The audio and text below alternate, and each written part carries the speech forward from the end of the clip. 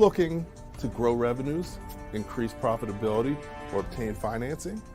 If so, you came to the right place. Running a business is all about leadership. How do you become a better leader? Learn from the successful entrepreneurs and business owners how to lead your organization more effectively.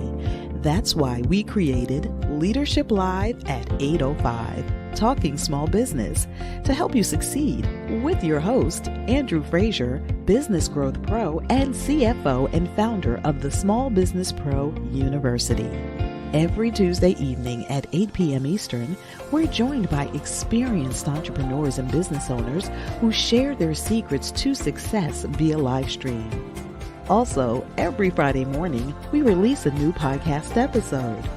Either way, you will learn about developing your business leadership skills from our roster of highly performing guest experts. Leadership Live is one of the many valuable resources provided through the Small Business Pro University, empowering business owners to learn, profit, and grow. Find out more at sbprou.com.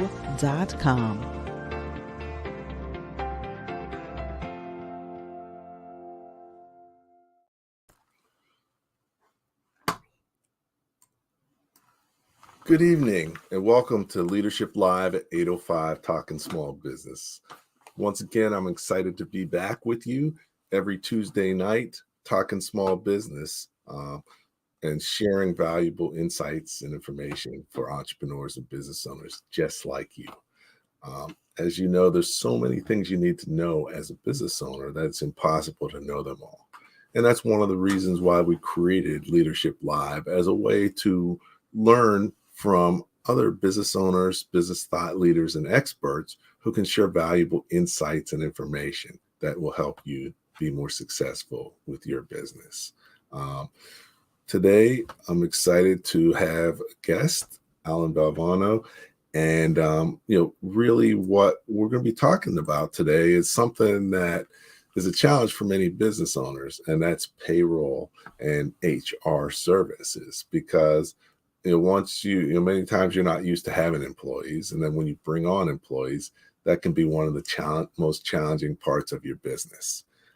Also, there's a lot of rules, requirements, regulations, and, there's legal issues that you can get into if you don't do things the right way.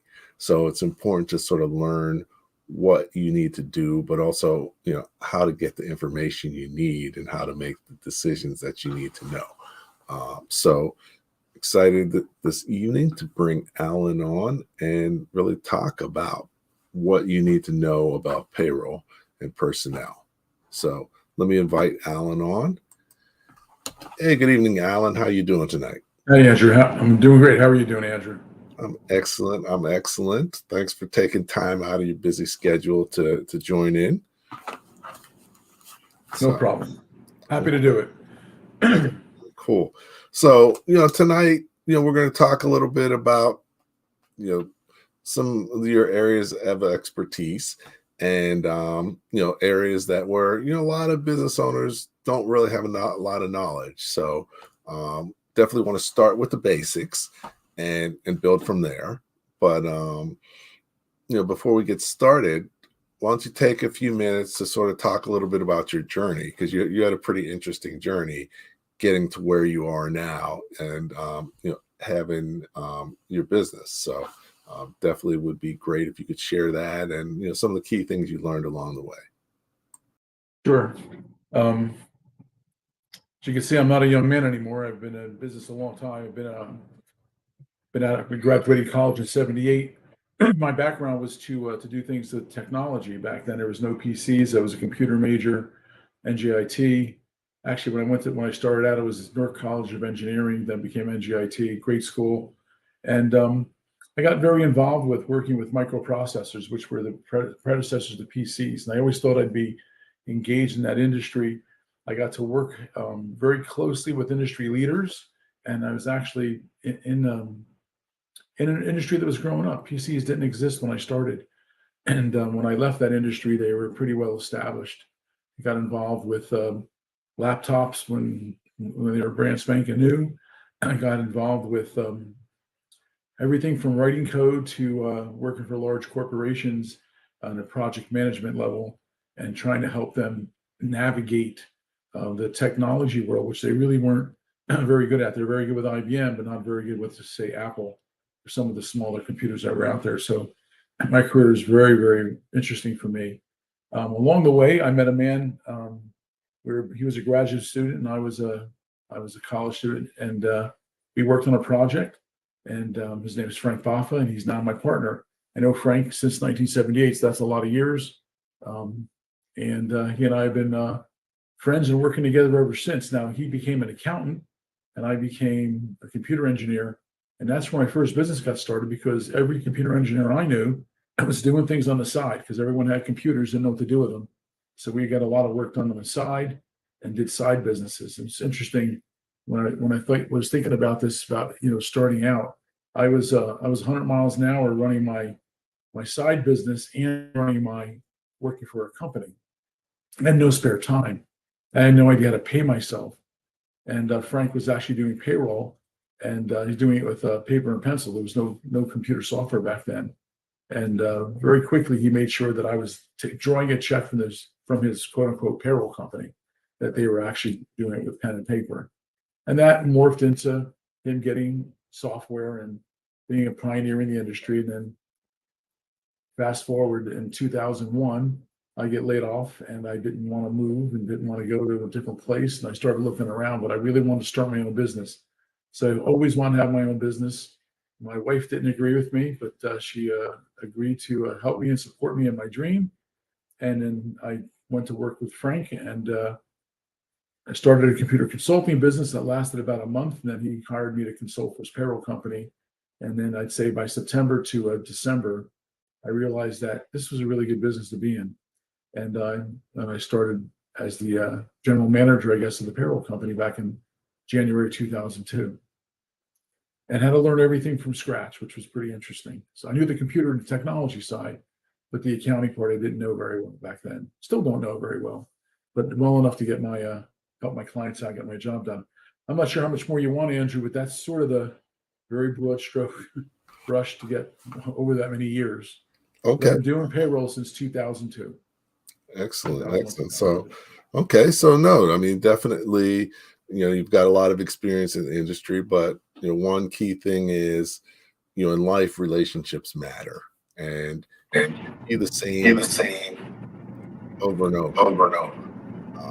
So many times they get to know you, and you get to know them, and sometimes you end up doing business together, like you did with your partner. And we're still friends. I tell people all the time that it's very difficult to maintain relationships. I'm married now. We got married in 81, so we're approaching 43 years, and still married and still alive. I always say still alive till it's her choice that I'm alive. And still have a friendship with my buddy Frank, and he and I work well together, which means that we argue and we fight, but we trust each other and we have each other's backs, and we treat each other like brothers. And we both have opinions, and we're both strong-headed, and we're both smart. We go back and forth, and we come up with a solution, and we move forward. Okay. Excellent. And and you talked about technology and accounting, and it's interesting how in business technology is pretty much in every aspect of business nowadays, and life. So understanding technology gave you ability to really come into the business and do things. But how has technology changed over the years within your business? Well, when I first came in, Frank has the keys to CPA as an accounting firm, so I really wasn't worried about running the payrolls at all. I had 2 folks on staff that actually ran the payrolls. My job was to keep my Windows 98 machines running, and I had a network with 5 computers, and running a DOS-based payroll system with 125 clients was a chore in itself.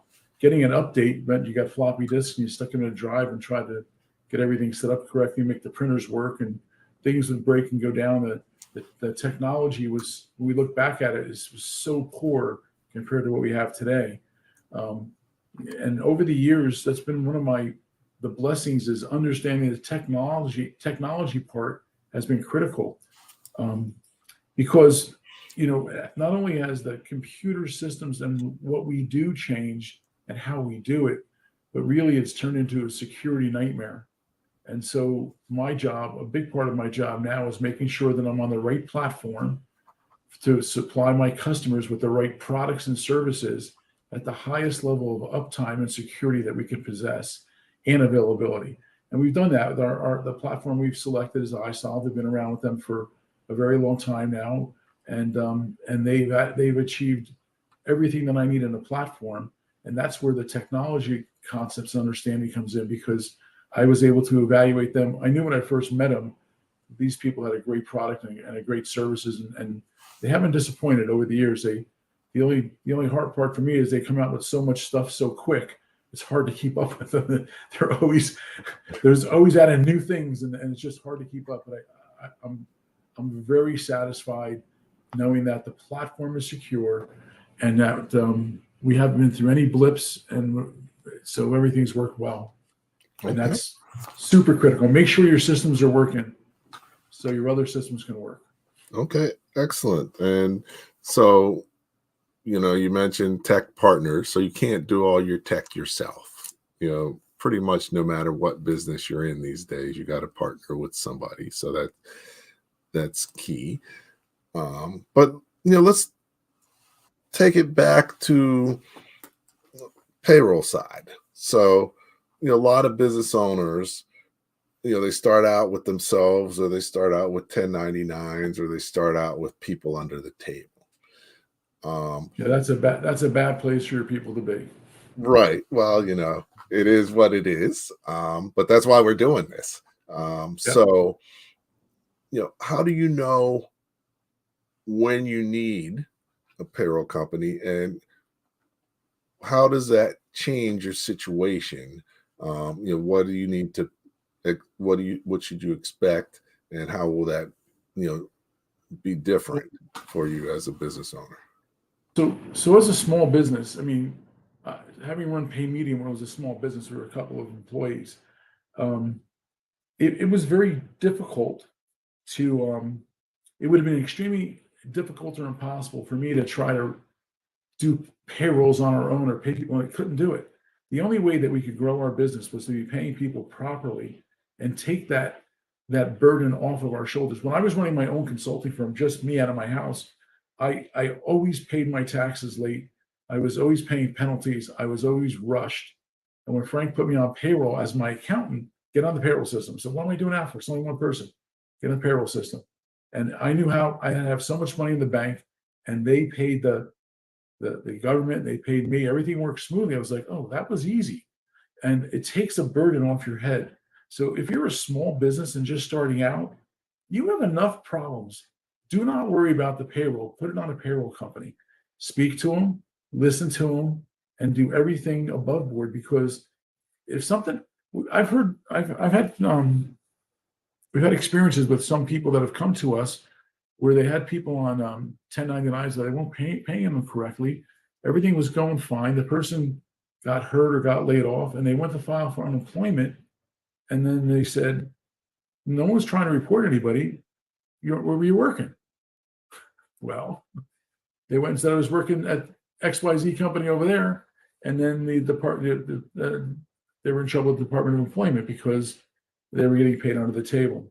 So right now, in today's environment, especially with the regulations that are coming out, it is super critical that you're using a payroll company to do these tasks to protect you, to protect your employees, and also to free you up so you're not doing it. And you may think it's good to take your assistant and say, well, I'm going to have this person run the payroll for me, but that person's not generating any money for you. Yes, they're avoiding a fee.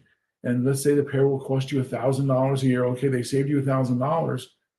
That person is better suited to go get you a client or to talk to two of your existing clients and to help you solve your problem and how you generate revenue. Payroll is something you want to outsource. You don't want to do it yourself. It doesn't make any sense. It's much better to apply your resources in your business, especially when you're small because you have limited resources. than to do payroll. We're so inexpensive. It's just worthwhile doing. Okay. Okay. So when So someone when someone gets on gets payroll, on starts payroll, starts paying,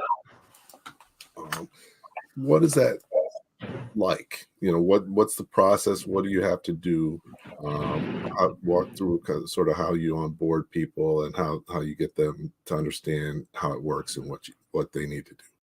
Well, it always starts with a quote, but I'll tell you this, most important is that you have to make sure that the payroll company you're hiring is someone you trust and they'll be there for you in the long run. You can always go and do things online. If you're very capable, that's wonderful. If you never have a problem, that's wonderful. I always look at payroll like insurance. You can buy the least expensive car insurance in the world. So you have a sticker in your car that you got car insurance. But car insurance is only useful when you get in an accident. And payroll companies are useful if something goes wrong. Something can go wrong. You could do something wrong. Your employee can do something wrong. The government can do things wrong. We could do things wrong, but we are the ones that bear that responsibility to fix it and take care of it for you. So you can call us up and we take care of it. You call us up and work with us, we take care of it. And that covers more than just payroll, because we're talking of payroll like it's everything, but it's not. There's human resources involved. There's 401ks and retirement and investment things. There's insurances involved.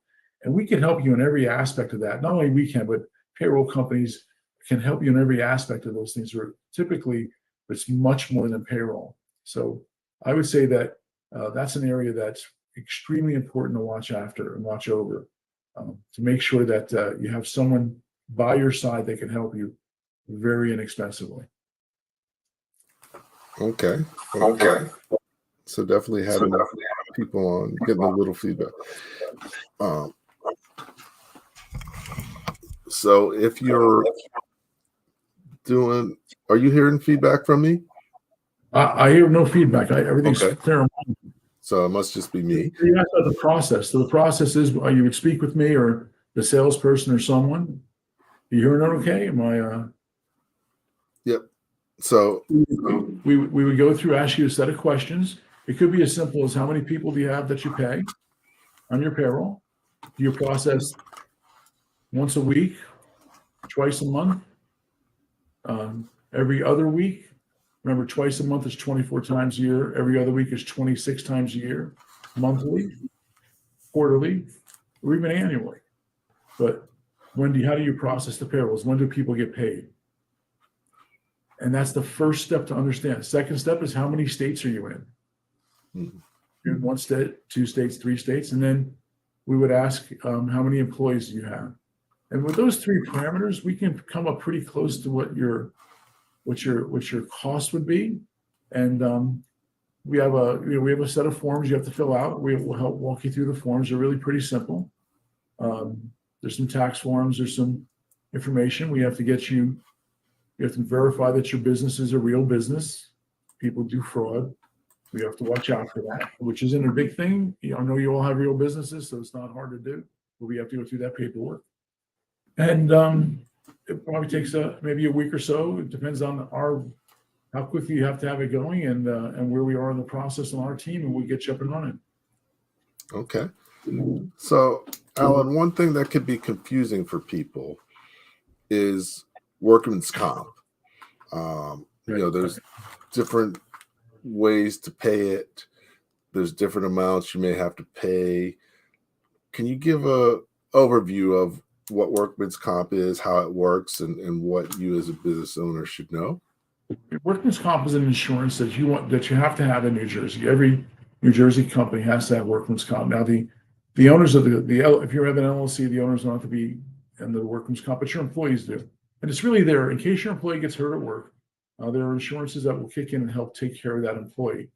We have some alliances with insurance companies that would come in. I'm not an insurance person, so I really can't give you a quote ourselves. We're not going to do that. We would bring an insurance company or work with your insurance company that would go over not only your workman's comp insurance, but your insurances for your property and casualty, your own business insurances, fire on the building if your business burned down. They would cover all those insurances, and the workman's comp is under that. There's a couple of ways to report it. You could actually do workman's comp and you pay it one time a year to the insurance company where they would make an estimate. It's paid, the rates are paid based on the amount of money that you're paying the employee. So it's based on their salary, the hours they worked, and how much money they actually got paid. So you can estimate that up front. You can pay the insurance company, and at the end of the year, they do an audit. And if you paid them too much, you give your money back. If you paid them too little, you have to give them more money. But we have another way of doing that, which is we call it pay-as-you-go workers' comp.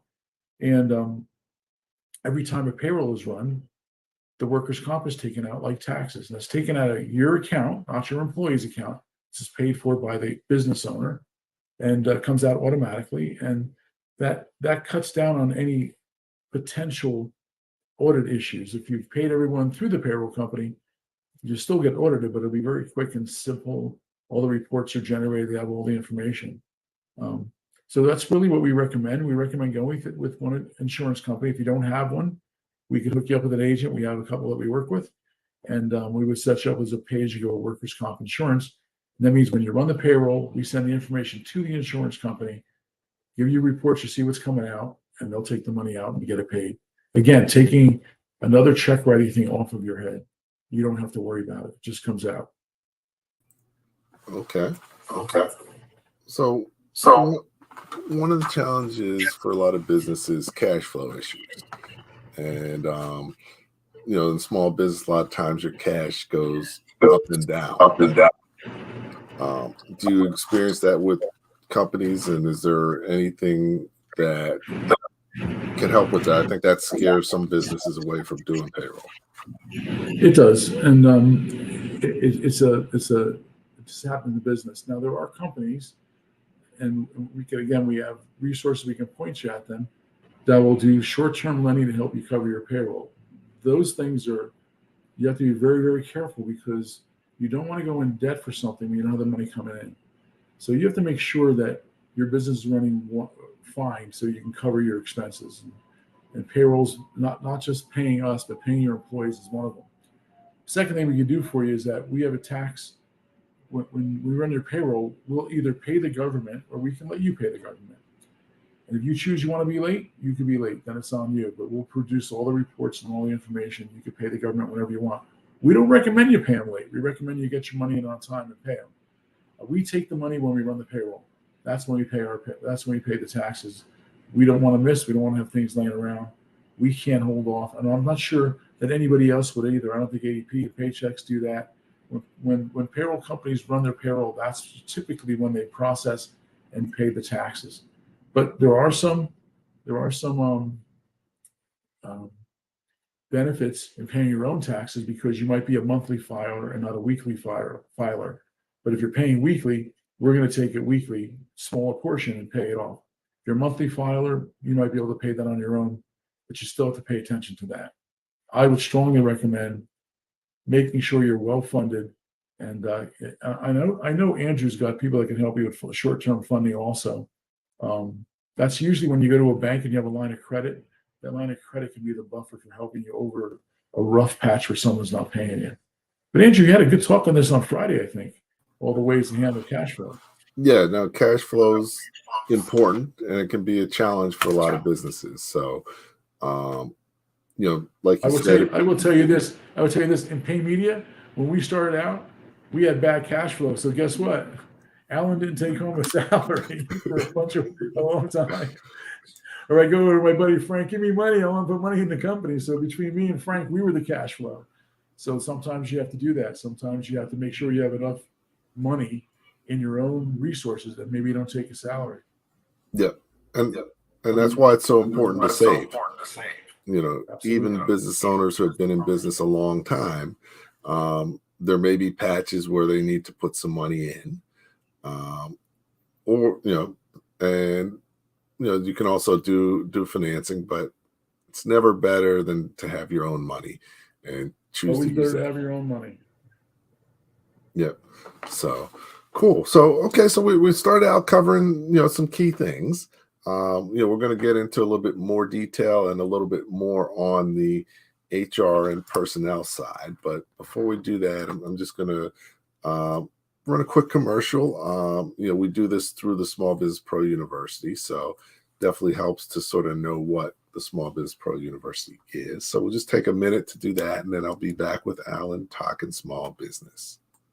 Do you own your business, or does it own you? Is your business growing, and are you making enough money? As a business owner, there are so many things you need to know to become more successful. Hello, my name is Andrew Frazier, the Business Growth Pro and CFO. I created the Small Business Pro University for you. Small Business Pro University has self-paced, dynamic, multimedia learning experiences created by more than 20 instructors who are business owners just like you. Small Business Pro University will empower you to become a masterpreneur by learning the secrets to creating a successful enterprise, to go from working in your business to working on your business. Take advantage of our strategic coaching program, or just simply choose the courses that you need. At www.sbprou.com, we will empower you to thrive and not just survive, and make more money in any business environment.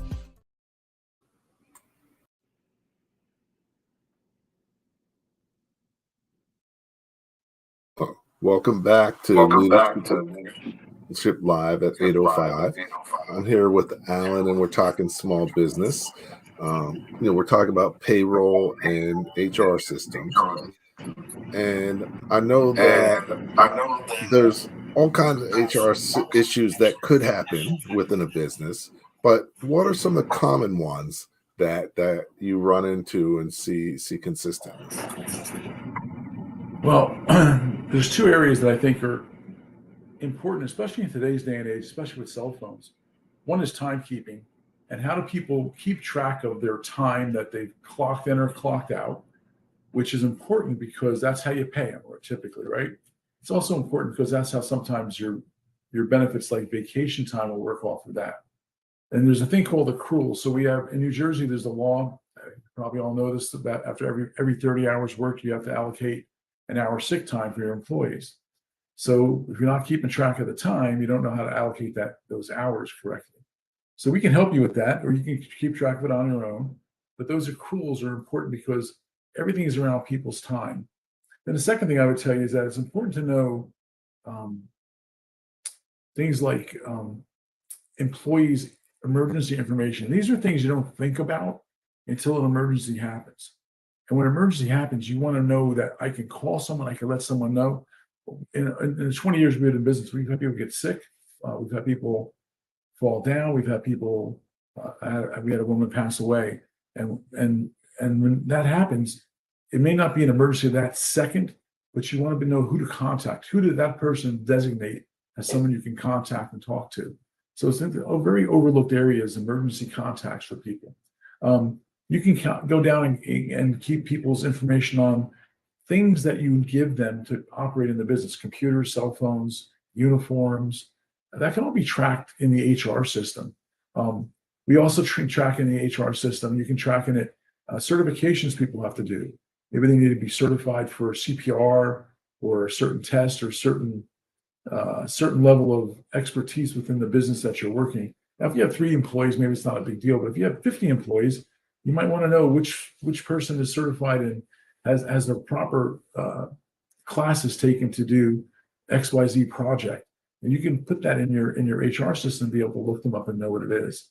So your HR system will also be your accruals, as I said, for vacation and PTO.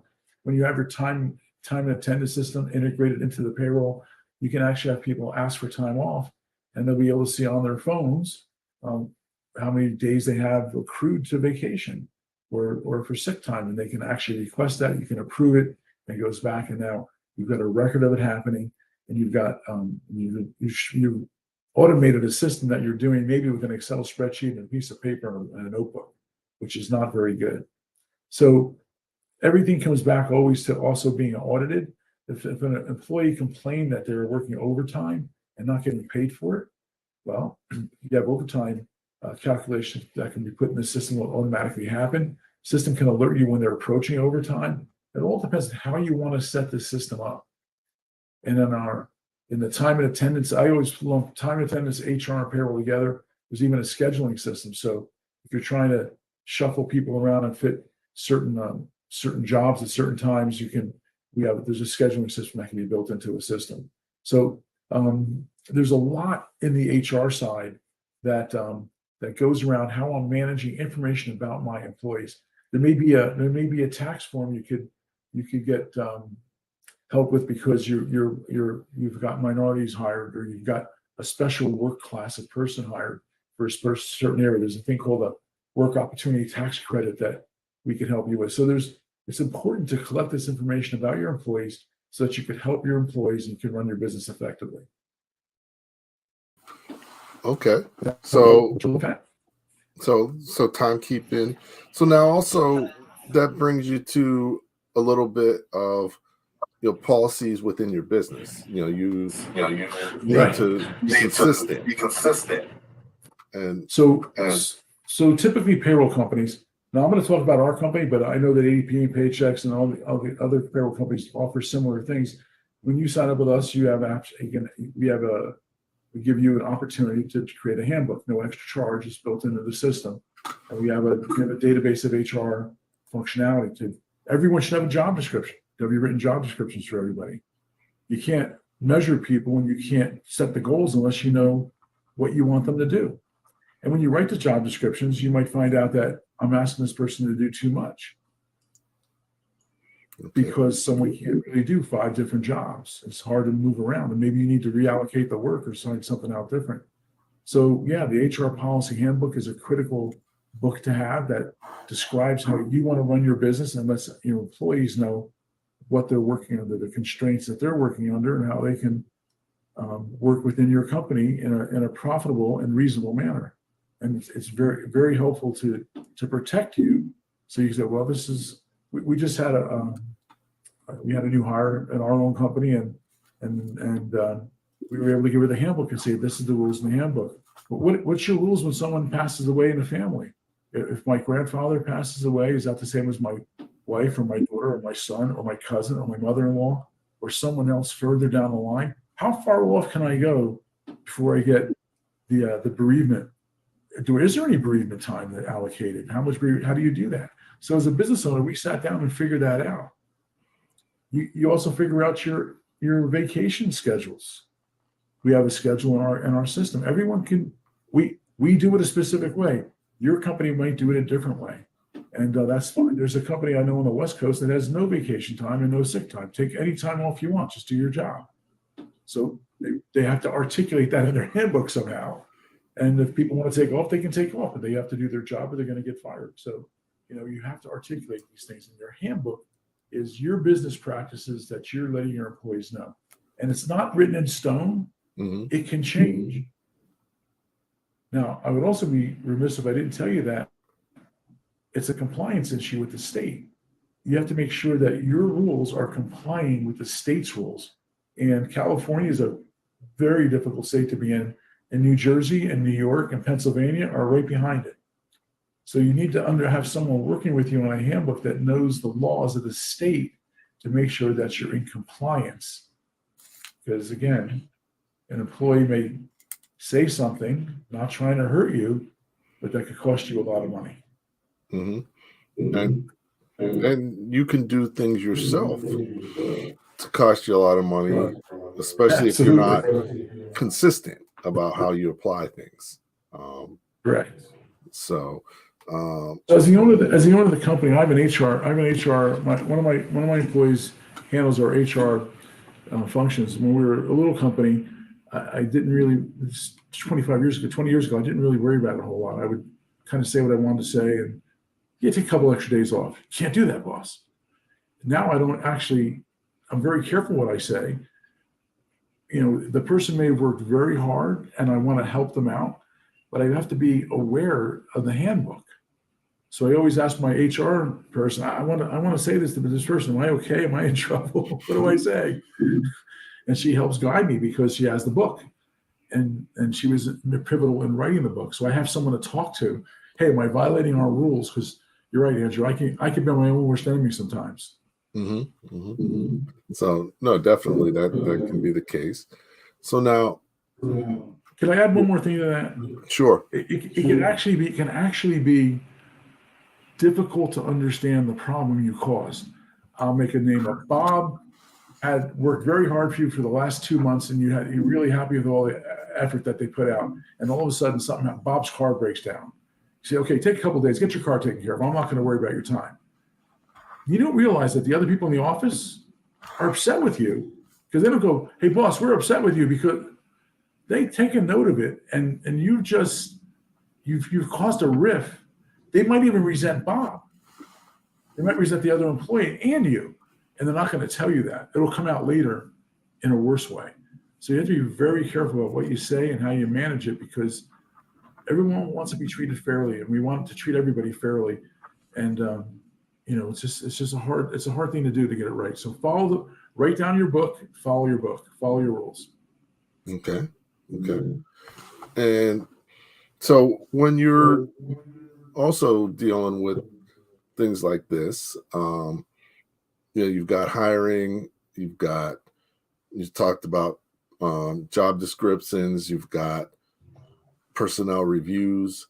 It seems like it could be really overwhelming very fast. So getting help's helpful, but even just understanding all the things that you need to do when you're trying to run your business at the same time. It's absolutely incredibly difficult.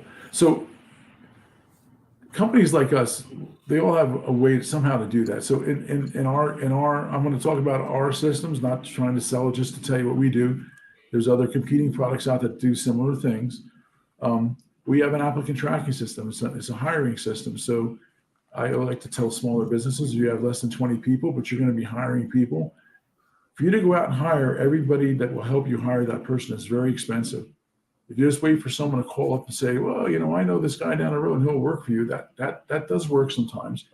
But we have a hiring system that might cost, I don't know, $150 a month maybe.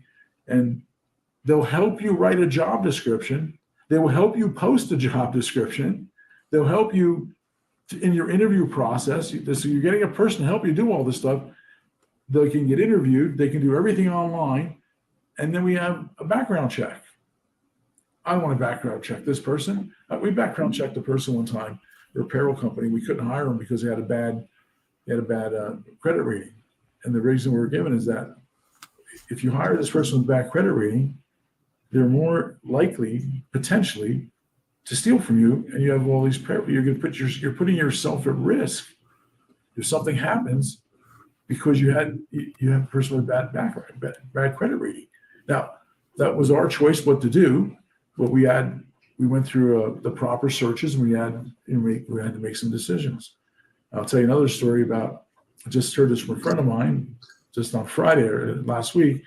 He is an HR professional, and he knows of someone that didn't recognize that they can't ask somebody questions about themselves, like how old you are you married, do you have a child, how much you make. There's a set of questions you can't ask, and this person asked one of those bad questions, and the person didn't get hired, and the person sued the company saying, you didn't hire me because they asked this question that's on that list you can't ask. So do you know the list of questions you can't ask? I do not. There's a bunch of them. Yeah, I know. And there's a bunch of them. So depending on what state you're in, they may be different. Do you have is that something you could share? It's nothing I share right now. But we have a system that will help you understand all that and help you go through that. We have training systems that can help you understand that. And I would tell you to have an HR professional help you, that's why we have our applicant tracking system, our hiring system. They help you through all that.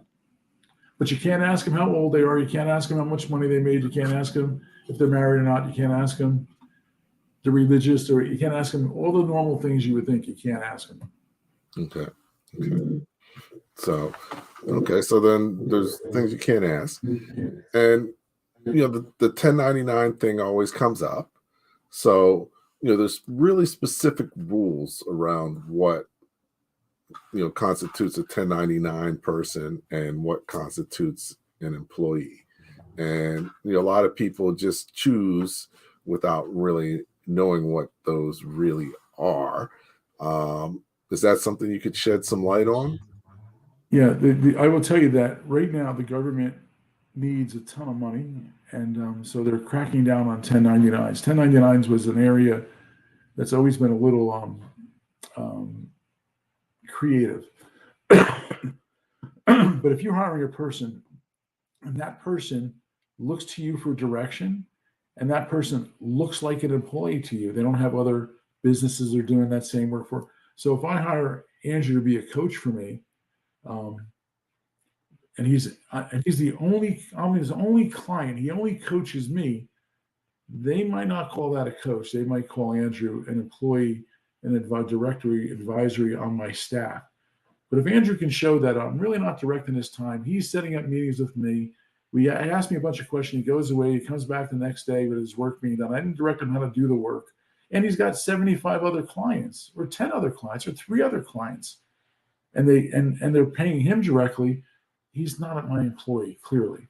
He's now working with somebody and he's running his own business.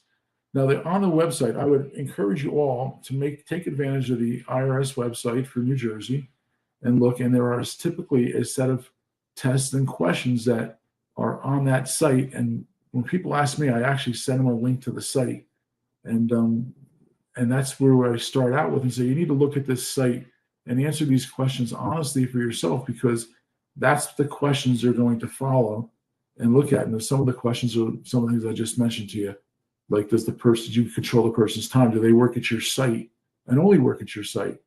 In essence, do they look like an employee? But 1099 is a way that we just have picked up a company that converted all their soccer coaches to employees. They didn't want to do 1099s anymore because they were directing their work. They only did one. They were only coaching for these folks, and even though they weren't in the office, they were employee, like, just so to protect themselves, they just made them employees and they're paying them. You can do interesting. For this person's second job, there's certain things you can do on your tax side. The employer is going to pay some taxes, but there's other ways you can help the employees. And the employee is not going to pay too much tax at the end of the year because they'll always be able to get it back. And they can work on that with their own accountants. So really, it's so important to follow those laws. And if you don't know what to do, make them an employee. It's really the best thing. Okay. So the cost of an employee versus a 1099, what's the cost differential for the employer?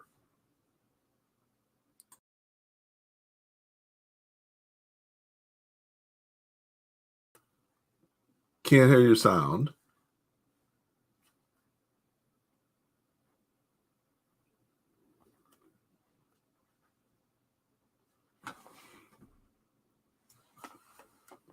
Still think we're missing your sound.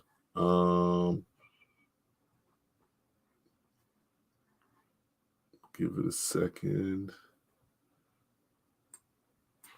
So hold on. I don't know if it's just me not hearing your sound or if it's is everybody not hearing your sound. But let's see something.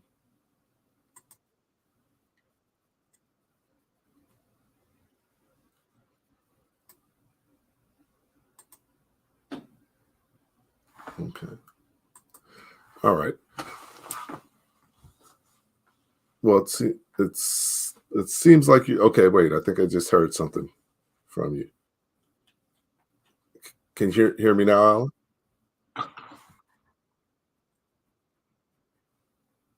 Oh.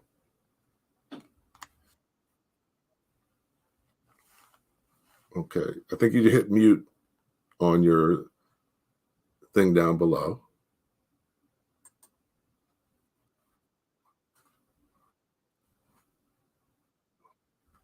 On your picture, you should be able to see. Okay.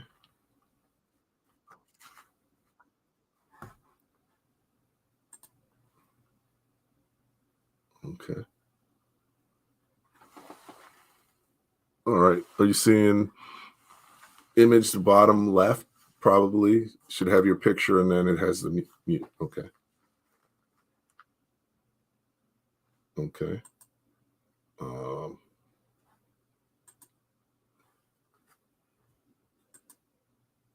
and then also, if possibly, if there's a 3 dots up in the right hand corner of your video picture, if you click on that, that should allow you to unmute as well. All right, so we'll get this figured out. Okay. All right, so Alan should be back in a sec. But I think we're covering some important stuff. I work with a lot of entrepreneurs and business owners, and one of the key challenges is dealing with human resources issues. Being able to hire people effectively. A lot of times, there's a process that you should follow. It's very important to have a job description. Everybody says that, but not everybody does that. And also not everybody understands what a job description is. But it's important to start with a job description. A couple other best practices when you're hiring is, never ever hire someone on just one interview. So either you should be interviewing and someone else with your organization should be interviewing them separately, or you should interview them more than once. So a lot of times I recommend you start with a phone screen, so you can get a little bit of a feel for them. Then if you like them from that, then you can go on to possibly having either a virtual interview or in-person interview. But having multiple interactions with people before you hire them is important, because one day they might be great and another day they might not. You might find something out different or learn some things that are even more valuable. So it's important to take the time to really hire people correctly. Alan talked about doing a background check. That can turn up some interesting stuff. So, sometimes it can be, it's worth the money to do something like that. And also something a lot of times people don't do is checking references. That's a great way to avoid potentially bad hire. So, definitely you want to make sure that, you're checking references. All you got to do is ask them for a couple references, call them. It's surprising, how helpful that can be. So, reaching out for references is important. And then not only that, if you decide to hire someone, how are you bringing them on board? How are you making the offer? The more formal and professional you treat them on the way in, the more professional they'll see your organization as, and the more focused, they'll be on their job and take greater pride and responsibility in it. So, having a formal process for, making the offer, but also onboarding. It's amazing how many businesses, look to onboard people, but without, or they bring them on board without really any onboarding plan and just put them in a job. And that's really setting them up to fail. You're setting yourself up to fail, and you're setting them up to fail. So it's very important to take a little bit of extra effort and time to really bring people in the right way. To make sure that you're,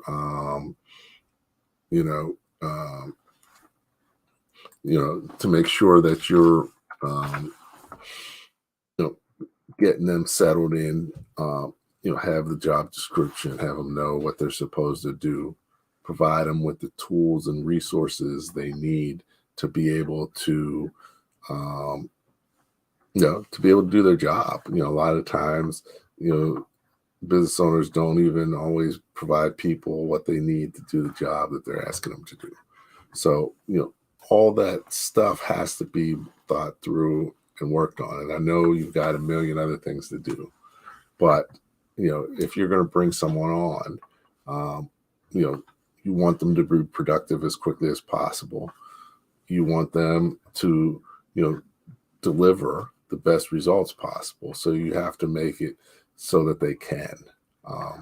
So, HR, developing your, recruiting, onboarding process.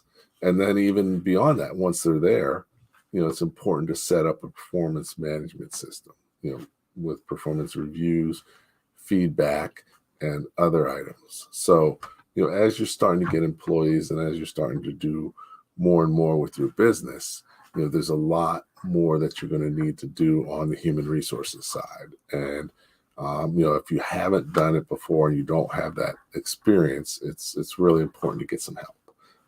So, definitely, depending on what you're doing, there may be different sources for the help, but definitely understand that it's important to get the help that you need. So, really those are key things. Unfortunately, Alan's not able to get back on. Must be a computer issue, or, but he shared some valuable stuff, especially about 1099, about payroll, some issues, importance of, really keeping track of time, some of the key laws, some of the key things you shouldn't do, some insights about employee handbooks. So, if you didn't catch the whole thing, definitely you can catch the recording so you can hear from him directly. But, definitely, we're gonna, I'll try and I'll have to have him back again in the future. So I apologize for losing him, but we're pretty much near the end now anyways. So, a couple things that I just want to leave you with is, if you didn't get a chance to participate, you missed out on a tremendous small business power breakfast and conference on Thursday and Friday. Hey, welcome back. Well, I rebooted and I switched browsers to Chrome as opposed to hopefully this will work better. Okay. All right. So, all right. Welcome. So I've been sort of chatting a little bit about some things and giving a summary, but what I always ask the guests at the end is, since we talk about so many things, what are 3 things that the business owners should take away with them based on what we discussed? If you need a minute to think about it, or if you're ready to go, let me know. Well, I think one of the first things, I think it depends on the size of the business you're running, right? If you're running a one-person company, 1 or 2 people, the thing I would tell you to just consider this: would you rather have your employees doing work that doesn't generate money for you, or work that generates money? It's okay to have cost avoidance, but sometimes it's not okay to have cost avoidance, because you need to go out and generate the money as opposed to avoiding the cost, because the cost will be done by a professional organization and will give you a better result than you trying to muck through it to save $1,000 a year. And so that's the first thing. In a smaller business, I'd say that as you go up the chain, a lot of times, like in our business, our 12 or 15 person company, I don't have an IT team that works for me, even though my background was IT and I could manage a good team. I don't have that. I hire, as you said before, I hire an external team to do my computer management and make sure we're secure, make sure things work okay. So even for a little bit larger company, it's better for my time to pay them, because I can't keep up with the way they can and do what I do. And as you get to a larger company, the same thing is this outsourcing is critical for running your business, because we can expand your staff. You may have 2 people in your payroll staff or your HR department. By adding our team and our software and the platform that we've got, you're adding like 5 people to your team. So we rely on a great platform. They provide us all the right services. You have a good team that knows how to work the platform. And you have a business owner that cares about you and has done it by himself, has done it himself with his team for over 20 years. And we bring a lot of firepower to help you. And you'll get that from most payroll companies. ADP and Paychecks are different. QuickBooks is different. You're just buying the pieces. You got to do it yourself. Okay. So I don't know if that's sure that was 3, but that'd be my biggest one. Okay. Outsourcing is important. Okay. No. I think that makes a lot of sense. A lot of times it's important to focus on what you do best and most profitably, and and delegate as much of the rest as you can, either internally or externally. So because at the end of the day, you only have so much time and so much skill and expertise.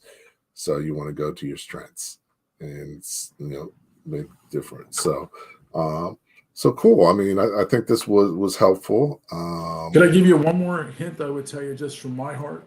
Sure. Because one of the things that I found over the years that separates us from other companies, just in general, I don't care if you're doing payroll, you're taking care of a car, you're working on airlines, is that you have to care about the people that you're supporting, that you're working with.